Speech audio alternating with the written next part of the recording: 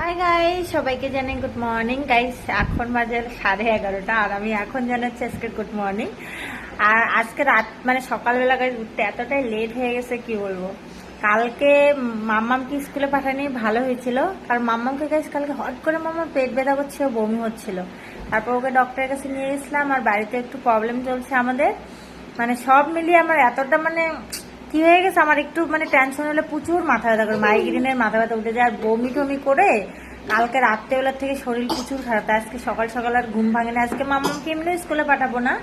আর ওই যে দেখো, দেখতে পাচ্ছ মুখে হাত দিয়ে অক অক করতেছে, তাহলে বলো।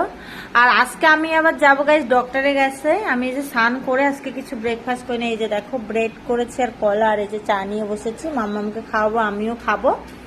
আর খেয়ে তাড়াতাড়ি করে আমার যেতে হবে ডক্টরের কাছে, কারণ আমার পায়ের আজকে প্লাস্টার খুলবে। তো বাবাই গাইস।